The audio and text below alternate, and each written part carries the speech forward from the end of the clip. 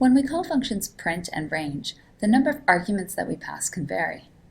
If we don't pass an argument for every parameter, then the default parameter values will be used. In this lecture, you'll learn how to define your own functions that use default parameter values. Let's start by exploring help for function print. Print has several parameters. First, we pass the values that we'd like to print. Next, we pass the separator, which by default will be a space. In other words, if we print multiple values, this character would be put between them. After that, we specify end, which is a string to be displayed at the end after all of the values have been printed.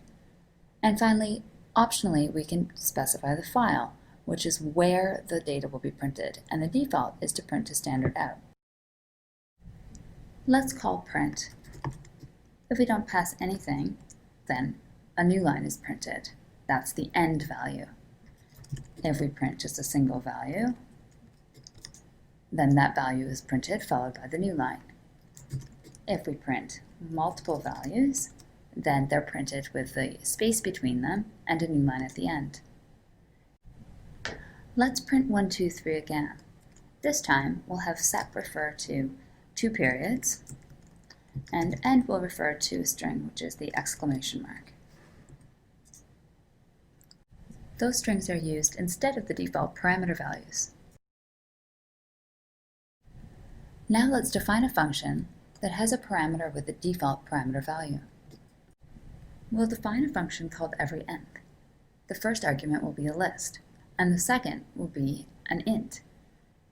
The job of the function is to create a new list with every nth item from the original. Let's implement the body of the function. We haven't introduced default parameter values yet, so both of these function calls require passing 2 arguments. Now we'll give parameter n a default value of 1, and we'll add a third example to our docstring, which calls every nth with only 1 argument, the list.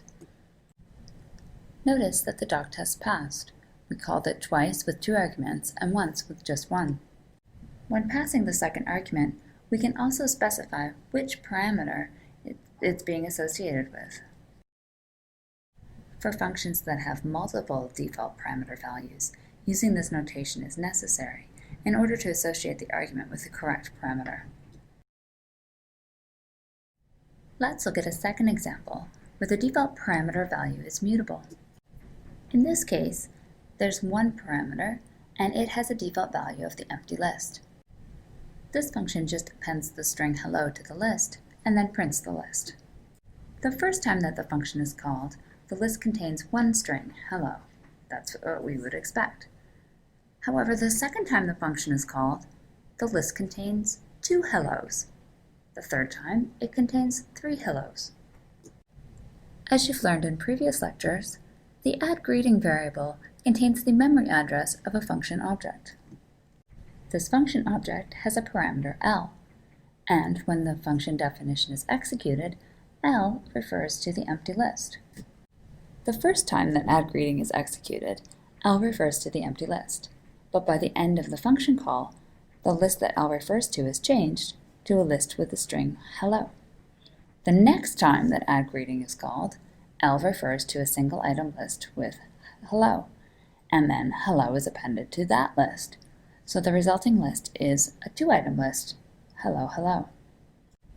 The lesson to be learned here is that default parameter values are assigned at the time of function definition. When the function is called, any changes that the function call makes to the mutable objects persist from one function call to the next.